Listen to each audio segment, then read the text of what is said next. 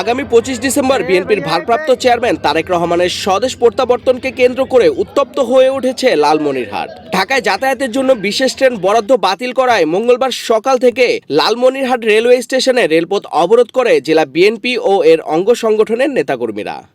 বিক্ষুব্ধ নেতাকর্মীরা জানান, তারা ভাড়া ভিত্তিতে ঢাকায় যাওয়ার জন্য রেল কর্তৃপক্ষের কাছে বিশেষ ট্রেন বরাদ্দ চেয়েছিলেন। প্রাথমিকভাবে ট্রেন দেওয়ার আশ্বাস পাওয়া গেলেও মঙ্গলবার সকালে কোনো স্পষ্ট কারণ ছাড়াই সেই সিদ্ধান্ত বাতিল করা হয়। এই সিদ্ধান্তের প্রতিবাদেই তারা রেলপথ অবরোধে নামেন বলে জানান আন্দোলনকারীরা।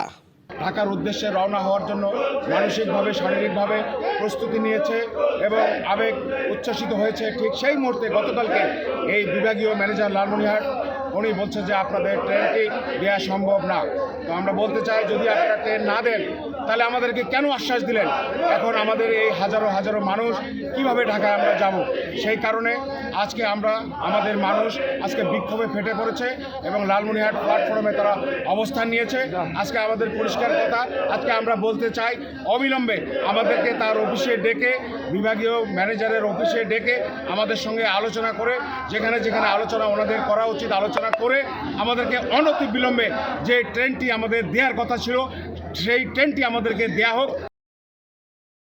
রেলপথ অবরোধের ফলে লালমনিরহাট থেকে ঢাকাগামী বুড়িমারি ঢাকা রুট, লালমনিরহাট বুড়িমারি এবং লালমনিরহাট রংপুর রুটে সব ধরনের ট্রেন চলাচল বন্ধ হয়ে পড়ে। এতে যাত্রীদের ভোগান্তি চরমে পৌঁছায়। আন্দোলনকারীরা বলেন, বিশেষ ট্রেন বরাদ্দ দেওয়া হলে তারা শান্তিপূর্ণভাবে ঢাকায় যাতায়াত করতেন, কিন্তু শেষ মুহূর্তে ট্রেন বাতিল করায় বাধ্য হয়েই তারা আন্দোলনে নামতে বাধ্য হয়েছেন। তাদের দাবি, অবিলম্বে বিশেষ ট্রেন বরাদ্দ দিতে হবে। দাবি মানা না হলে আন্দোলন আরও জোরদার করা হবে বলে হুঁশিয়ারি দেন তারা। এদিকে রেলপথ অবরোধের খবর পেয়ে ঘটনাস্থলে নিরাপত্তা ব্যবস্থা জোরদার করা হয়। তবে দুপুর পর্যন্ত এই প্রতিবেদন লেখার সময় অবরোধ প্রত্যাহারের কোনো ঘোষণা আসেনি। বিশেষ ট্রেন বরাদ্দ ও রাজনৈতিক কর্মসূচিকে ঘিরে এই ঘটনার পরিপ্রেক্ষিতে উত্তরাঞ্চলের রেল যোগাযোগ স্বাভাবিক হতে কত সময় লাগবে সেদিকেই এখন তাকিয়ে সংশ্লিষ্টরা।